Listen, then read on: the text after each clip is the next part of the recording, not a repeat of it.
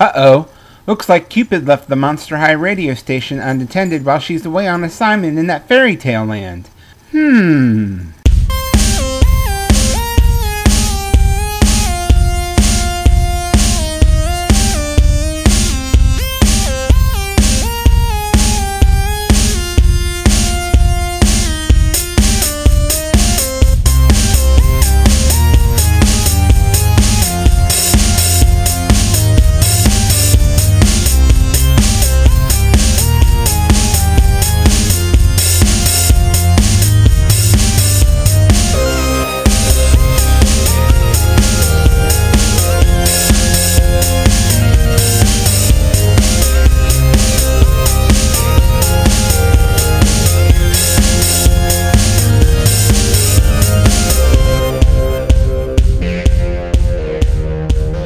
Hi everyone, this is Topher Hance, also known as Hefty Smurf 76. Welcome to the very first episode of Ghoul Talk. I'm about to repeat myself with another welcome, so I hope you'll forgive the jumble that is our first podcast. We'll also say bye more than once, but I'm here at the beginning to let you know our full agenda. First up is Ghoul Talk Chat with Amanda, Melissa, and myself. Then on to two new segments, one from overseas and one from here in North America. And then last but not least, we'll have a Dear Abbey segment, and that will be the end of the show. I hope you enjoy episode 0 of Ghoul Talk.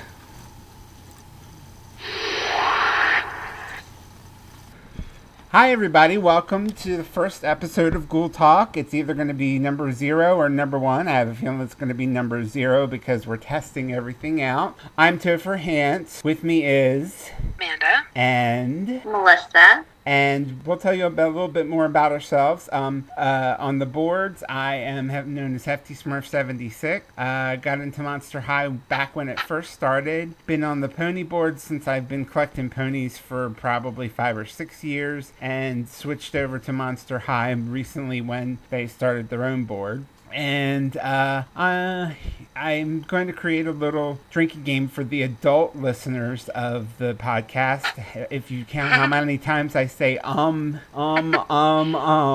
have to take a drink every time I say So anyway, how about you, Amanda? Well, let's see, I've been collecting Monster High for a little over a year. I've been looking at them ever since they came out in the stores, though. I used to go with my ex-girlfriend, and we would just visit the toy store and always look at them. And I just started collecting them because I started seeing all the cool customs that people were making, and it sort of gave me an excuse to start buying dolls. And I haven't really made any customs, but I have a lot of dolls now. Oh, that's cool that customs got you into them. I did not know that about you. How about you, Melissa? Well, I have basically been into dolls my whole life. Being the first granddaughter of my grandmother, I got tons of Barbies and was inundated as a kid. And then I'm also addicted to America's Next Top Model. So when I saw that they were using these Monster High dolls for Arena's Next Top Monster, I was like, holy cow, gotta get one of these myself.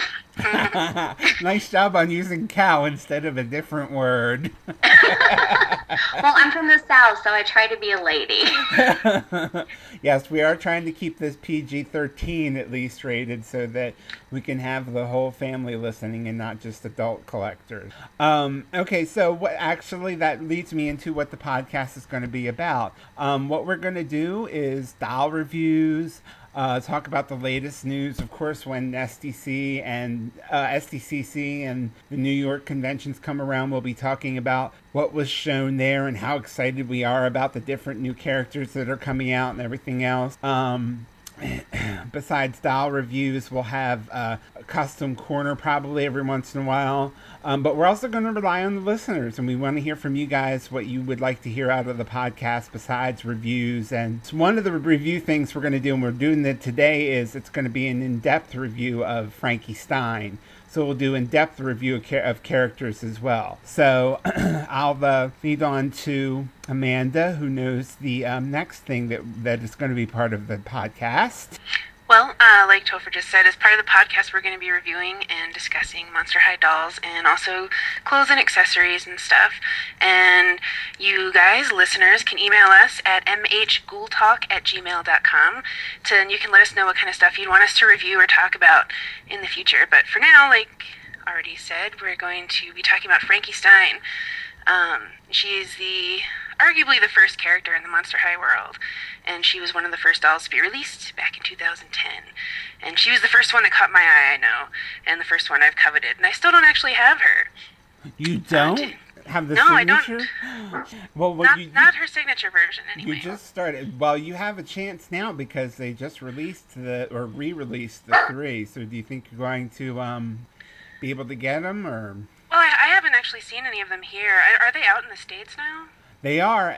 From what I heard, you can get them on Amazon. Well, we should mention you're from Canada, so you probably have a little bit different aspect of getting them. But I'm sure you could get one of our U.S. listeners maybe could get one for you or something like that.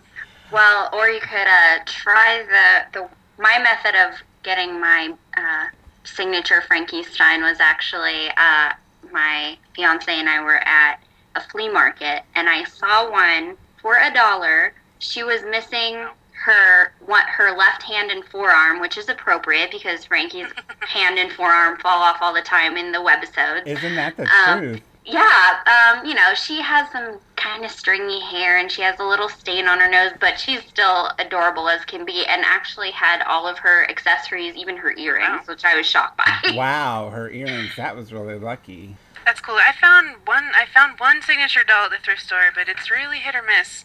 But it's fun to hunt for them that way. I was gonna say I've only one time seen at a thrift, and it was like years, literally the first year that they were out, and it was Dead Tired Frankie, and she had everything except her mask, and I was like, oh, that's good enough for me. But I couldn't believe I actually saw Monster High dolls at a thrift. It was a flea market, but you know. Yeah, well, Signature Frankie is so far the only one I've found, but I was pretty stunned. And, she could be the re-release. I don't really know because, all the dates stamped on their back aren't really that accurate. So I don't know if she's the original or re-release, but, if you're going to find one, original signature is pretty cool to find. Well, I was going to say, she would be pretty near and dear to my heart if I found her the way you did. That sounds awesome. Yeah. Well, actually, since you brought it up, do you guys know how? Because I know that Signature Frankie was released in her first version, and then in another case assortment later with a different box, and now the other original favorites group. And do you guys know what the difference is between the first 2 releases? Like, how do you tell? I don't know. That is a good question. That's something else that maybe one of our listeners can write in and tell us about, because I don't think there's because from what I understand, the box design is the same and everything. So it's really hard to tell the difference. I wonder if it devalues them or anything, the older ones. I don't know. Do you have any thoughts on that, Melissa? I have not been able to find that info, which is why I don't know which one I have. But as far as I can tell, she seems to be pretty old, but that could have just been rough play. Oh, okay. Well, one of the other things we were going to talk about, Frankie, was the differences Amanda has a list, I believe, of how many different Frankies there are out. Do you have that list ready, Amanda? Yeah, actually, there's currently 21 different Frankie dolls. Wow. They keep making more of her every year, it looks like. And see, and the original favorites one actually I didn't include in the list. So technically, I guess there's 22 versions. But then there's also the Sweet 1600 re-release that's going to be out at Walmart this year. And the we know Sweet Screams dolls are coming up, and she's also part of the new Scaremaster line. Oh, I'm excited for the Scaremaster line. Yeah, I love her she's blue hair again in that one, and I'm super excited about that. Love the different hair colors. Well, one of the differences also that with Frankie was the books. The books are drastically different than what's on the cartoons, or I should say the webisodes and the live action, I wish, the computer animated shows. The biggest difference is it's where the glitterati were first introduced. They're actually the little rats that she has as pets. Even though there's Watsit, who, by the way, apparently made an appearance earlier in this actual podcast, barking in the background. But anyway, the glitterati are the little lab rats that help her with her makeup and stuff like that. But in the books, one of the other things that's really interesting is that she has all black hair. That's what made me think. You were saying you were excited about the blue hair with the Scaremaster. She has all black hair in the books. And she when she goes to normie school, she wears, or when she goes to Monster High, or as it's known, and I forget what it's called. I did Burstin' High. Ah, thank you. See, I would have cheated off you if we were in high school. Because I actually just read the second book. Oh, how was it? Well, I didn't read the first one, so it was a little weird to sort of come in. I guess there's a storyline that spans all four of the first books, and it's about how they're in school with the normies. It's totally different because in everything else except the books, Monster High is like all monsters, right? Yeah. But in the book, it's monsters going to normie school, Yep. and trying to hide what they are. Yeah, like I said, she goes in wearing well, they send her to what's cool about one of the in the first book is her parents send her to a normie school. She thinks she's going to go to normie school without any makeup on or anything, and they send her, and everybody freaks out, and oh my God, there's a monster, and it's in the news and everything, and she's like, so Frankie gets all depressed because she's going to have to wear makeup and everything to cover up her minty green skin. She gets all upset about it. But she eventually ends up going to the normie school with the regular skin tone. But I think it's interesting because they have the monster group too, which is the Mads. They it's of course Claudine and all the other, and Cleo and Deuce and everybody, of course, who's part of Monster High, and they're part of or it's not Mads, it's Rads. Boy, I really didn't do my homework on this one, but I'm gonna have to borrow that. I wasn't gonna correct you. You should, because I'm gonna have to borrow that book from you, Amanda. Maybe I'll let you borrow the first one because I have an extra copy of the first one somewhere floating around. That's cool. Here. I got mine from the library though. Oh, okay. Well, then that's why I didn't have the first one. Somebody else checked it out. That's a good thing to get from the library. I have to remember. See, to this get is so bad because I work in the library and I still haven't read any of the books. Well, I used to work in a library up until about a year and a half ago, and we didn't carry them. So I'm glad to hear that they're being carried now. Well, I know they have the Ghoul Friends line with Rebecca, Venus, and Rochelle. Yeah. But I don't know if they actually have the Lissy Harrison books at my library. Well, it's cool to know that they're being carried some, and maybe Canada's ahead of us or something. Who knows? Yeah, I don't know about that. Have you read the books by the other author, either of you? No, and I really want to. I have the first one, but I have not read it yet. Well, maybe we'll have to all read it, and then we can talk about that on another podcast. We should do that for a future episode. We'll mark that down for a future episode. Okay, absolutely. Well, before we get on to number 4, which is what was Melissa's homework, I have a quick party quiz for all of the hosts to play. Are you ready? Sure. Okay. Time for you to grab the closest Monster High doll to you right now. Okay. Okay. Okay. Melissa, I'll let you go first. Who is it? Mine is actually Caddy Noir. I got her last week, and this morning I was playing dress up with her, trying to find a new outfit because her dress that she comes with is a little cumbersome to me. Oh, so, really? yeah, she's right here with me. Lucky That's funny because Caddy is the closest doll to my hand as well. Oh, really? Okay, yeah. well... I have her here because I was writing a review on my blog, and I had her handy while I was writing about her. Okay, that's what I was going to say. Is there a reason that she was the closest? So we know why Caddy was closest to you, and Amanda. Melissa, you said she was closest to you because you were trying to figure out her dress is kind of cumbersome? Yeah, I was trying to find a new outfit for her. Right now she has on a la-di-da dress. How does she look in the la-di-da dress? I like the big pink ruffly dress. I mean, maybe, that's the whole gay thing in me, but I like Well, I will say I hated it at first. I'm sorry. I should let you talk, Melissa. Oh, no, that's okay. Pink is actually my favorite color, but I don't know if it's just mine, but you know how the back of her dress is kind of shredded? All of those shreds are sticking together and they don't look very good to me. So I was just trying on, I actually have a la-di-da dress that has a pink top and blue ruffles at the bottom, so it's not too much of a departure from her signature look. Mm-hmm. And it actually has like a little hole at the bottom of the Velcro that her tail fits in perfectly. Oh, cool. So, yeah, so that was kind of cool. But, yeah, I mean, I do like the dress itself. I just don't like the way that all of the shreds on mine cling together and get knotted. Well, be careful. Yeah, mine are doing that too. Be careful because you're explaining all this, and we might make you take pictures and post them so that we can see what you were talking about. Oh, sure, absolutely. I'm always willing to do that. Very cool. Okay, well, so now it's your turn, Melissa. Do you tell us a little bit more about what we're hoping to do in the future on the podcast?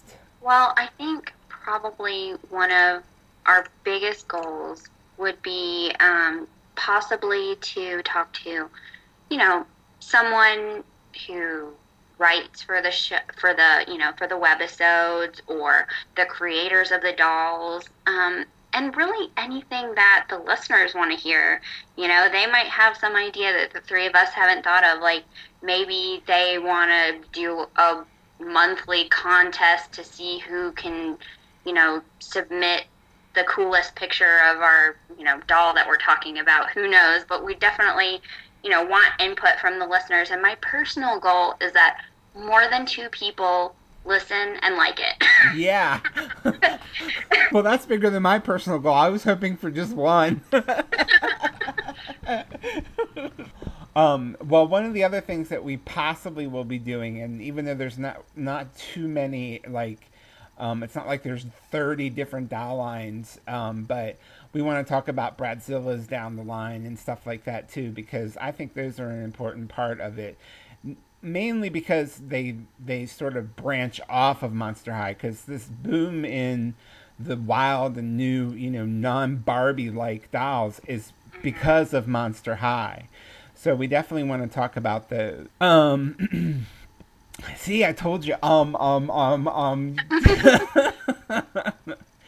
Well, this is going pretty well for our first time. I think we might end up keeping this as a recording, girls. I hope you're not too scared, because we're even though we're only about 15 minutes in, I don't want to keep us on for too long. I want to keep it short for the first episode, and hope that the listeners will chime in and tell us what they want to hear next, and that'll make for longer episodes. Yeah. But let me go do another hi, what's it? Another round robin with Amanda, since Melissa told us what she'd like to, one of the goals that she'd like for the podcast. How about you? What's some goals you'd like for the podcast? Sorry to put you on the spot, but Oh, that's fine. Well, my personal goal would be 3 listeners, just because there's 3 of us, and I feel like there should at least be balanced out by how many people are listening. But no, I don't know. I think it'd be really cool to talk to people who actually work on Monster High, get a little insider info, or just a little different take on why they do the things they do, I guess. But I think it'd be cool to talk to customizers and maybe do a little thing every now and then with that. That's just some of my personal interest, because that's sort of what got me into the dolls in the first place. Yeah, but, whatever people want to hear, That interests me that customizing the dolls is what got you into them, because for me it was immediately the sci-fi, the whole aspect of monsters that were girly-fied. Yeah. You know what I mean? Well, that's why I kept looking at them in the stores, because I'm a special effects artist, and so I'm into movie monsters and stuff, and so that really sucked me in. And also I personally like how non-pink Monster High is overall. Yeah, exactly. Compared to Barbie and stuff. And I don't know, there's a lot of things I like about it, but yeah, the customizing kind of gave me an excuse to start buying the dolls, because it was, I could consider it an art project that way. Yeah, even though I haven't actually finished any of them yet. Well, you're working on something right now, which sounds really exciting. You want to tell us a little bit about that? You don't have to say who it's for or anything, but... Oh, that's fine. It was just for somebody on the Monster High Arena forum. Wanted a traditional Maori dance costume. And so I said that I would make it, even though I haven't really done a whole lot on the doll stuff. But I've done larger doll clothes before. I just can't imagine the detail that's going to compromise. I know you said you were having trouble with the mid-piece. Well, it's hard doing the clothes for these dolls because any tiny error is really obvious. Like, you have to be there's such really a exact. Small scale. Yeah. I've attempted to make some clothes for my dolls, but none of them have been completed because I just get so frustrated with how tiny everything is. Yeah. So I can definitely understand that. Especially the sleeves. I can only imagine what it's like to make sleeves. I think I would, like, if I went around to making a dress for a Monster High doll, I think I would take just a sippy straw and use that as a long sleeve rather than sew something. Sleeves yet. Yeah, my two attempts, I guess, were totally strapless dresses because I didn't even want to go down that road. So I tried to make, like, a little kind of, like, semi-formal short gown, and then I tried to make, like, a bigger one. Neither one of them looked very good. Yeah, it's definitely challenging. But fun. Definitely fun, right? Yes, definitely fun. Okay, cool. Well, I think that's about it. We're going to go ahead and say our goodbyes because we are already, can you believe this, at the 20-minute mark, and I wanted to keep it around 30 minutes. So after we do a Dear Abbey segment, and I pop the intros in, we're going to be in probably about a half-hour episode. Aren't you guys impressed? That's awesome. Yeah. That's cool. That's what you were going for, isn't it? Yeah, and it went really fast, and it was fun. Yeah. So we might have to do this bi-weekly instead of monthly, or maybe even weekly. Who knows? Oh, my goodness. But anyway, so I guess we'll go ahead and say goodbye. I'm Topher Hance. And I'm Amanda. And I'm Melissa. And we'll talk to you next time on Ghoul Talk. Can I put in one plug? Sure. For our email address? Oh, yeah, go ahead. Anybody can email us and request things for us to talk about or review, or just give us ideas. And our email address is mhghoultalk@gmail.com. And the MH, of course, is for Monster High Ghoul Talk, yes. Right? Cool beans. All right. We will see. I keep saying we'll see. I can't see anybody but a blue line going across the screen. We will talk to you all next time on Ghoul Talk. Bye-bye now. Bye.